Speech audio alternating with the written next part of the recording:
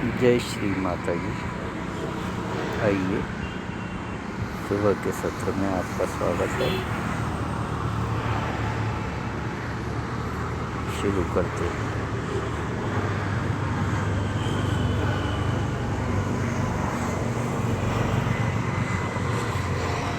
आज मेरे हस्बैंड की फरमाइश थी कि मेरी फेवरेट सब्जी डालना लंच बॉक्स में, लेकिन घर में सब्जियां थी नहीं, तो मैंने फटाफट ब्लिंकिट से ऑर्डर कर ली है फ्रेश सब्जियां और बना ली है खट्टी मीठी गाजर मटर की सब्जी और पैक कर दिया है।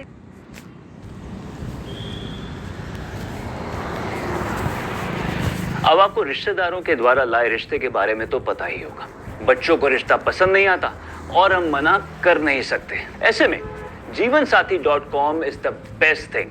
Filters like community, income, profession को चूज करके आप वेरीफाइड रिश्ते सिलेक्ट कर सकते हैं और बिना किसी प्रेशर के बात आगे बढ़ा सकते हैं। और फ्री चैट ऑप्शन के साथ बिना नंबर दिए एक दूसरे को समझना भी आसान है। तो रिश्तों की तलाश को करें स्ट्रेस फ्री जीवन साथी के साथ।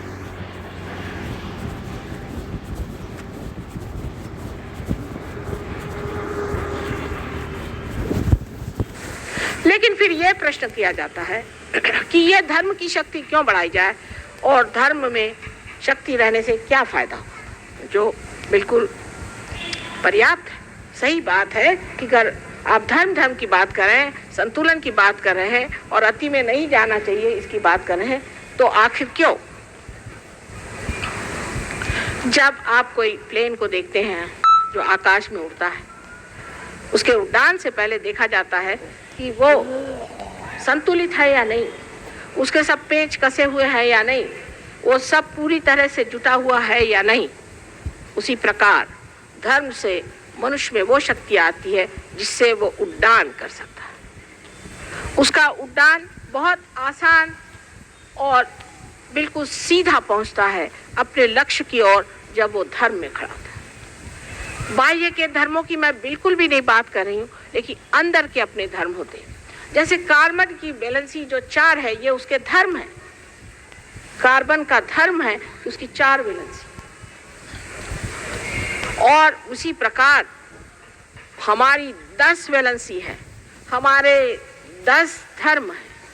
उन 10 धर्मों को हमें संभालना चाहिए और जब तक हम उन 10 धर्मों में संतुलित नहीं होते हैं तब तक हमारी उड़ान नहीं हो सकती। पर आज का सहयोग और तरह का है। इसमें पहले तो ये होता था कि चक्रों की सफाई की जाए, हर एक चीज़ को धर्म में बिठाया जाए, ज़बरदस्ती उस शिष्यों को काफ़ी उनकी परीक्षा ले करके और उनसे बताया जाता था कि अच्छा भाई तुम ऐसा करो कि पहले अपने को धर्म में उतारो, फिर यम में आओ, फिर ये करो। अष्टांग योग होते थे। लेकिन हमने ये विचारा कि ये बड़ी कठिन बात है। आजकल की इस कश्मकश की ज़िंदगी में बड़ा मुश्किल है इंसान के लिए कि वो बैठ करके अपने चक्रों को साफ करे और ध्यान करते बैठा रहे घंटों, या जंगलों में घूमता फिरता रहे। और उसकी कोई ज़रूरत मैं तो महसूस कभी नहीं करती। पर एक कार्य करना था, वो ये कि इस उड्डान को पहले बना लो, किसी तरह से टिमटिमाता क्यों न हो, पर आत्मा का दिया इनके चित्त में भर दो। जब आपको एक कंदील जलाना होता है तो आप क्या करते हैं कि उस कंदील को साफ कर लेते हैं और साफ करने के बाद में आप उसमें दीप जलाते हैं। फिर देखते हैं वो गंदाइयाँ भी, फिर उसको निकालते हैं, फिर साफ करते हैं, फिर उसको जब पकड़ते हैं लाइट में तो फिर वो गंदा लगता है। लेकिन हमने ये सोचा कि अगर इसमें दीप ही जला दें तो उसे देखते ही साथ आप समझ जाएंगे कि अरे हमारे कंदील में तो ये खराबी है।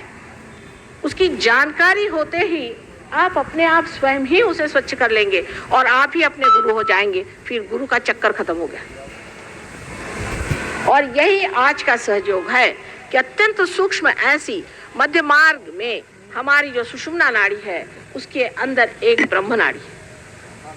वो 3.5 लपेटे में, जैसे कि एक कागज को आप लपेट लीजिए, इस तरह से मध्य नाड़ी है। और उसके जो बीच का हिस्सा जो बहुत सूक्ष्म है, उसके अंदर से कुंडलिनी एक बिल्कुल छोटे से बाल की तरह उठ करके और छेद देती है ब्रह्मरंध्र।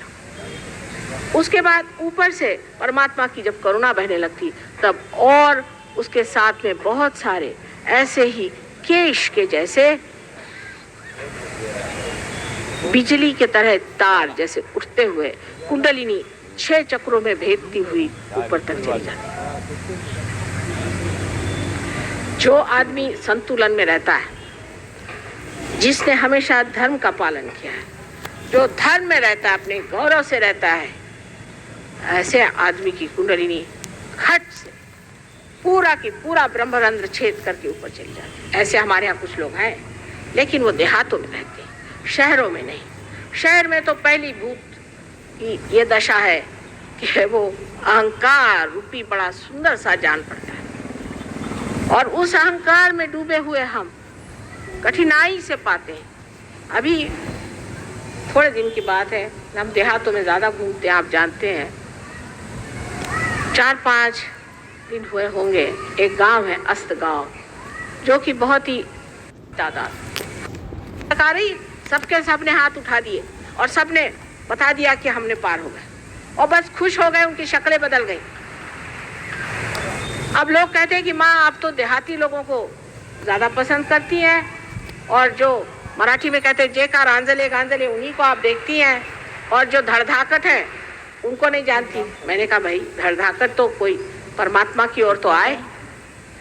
जो शहरों में रहने वाले लोग हैं उन पर जो मैंने कल आपको बात बताई थी कि अधोगति की ओर जा रहे, चित्त उनका हमेशा गलत ही चीज़ों की तरफ जाता है, जहाँ नहीं जाना चाहिए वहीं जाता है।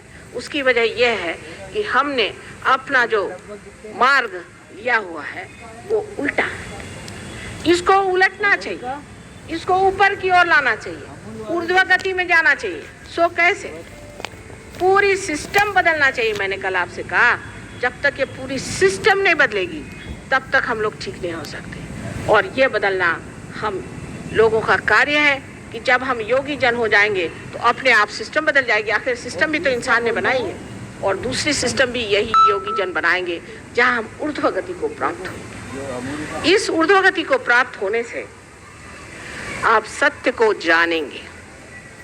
अब सत्य क्या है? सत्य एक छोटी सी व्याख्या में कहा जा सकता है कि सत्य यह है कि आप आत्मा है, आप अहंकार, मनोविकार, शरीर आदि कुछ भी नहीं, आप स्वयं आत्मा है, ये परम सत्य। और इसको जानने के लिए आपको आत्मा होना पड़ेगा।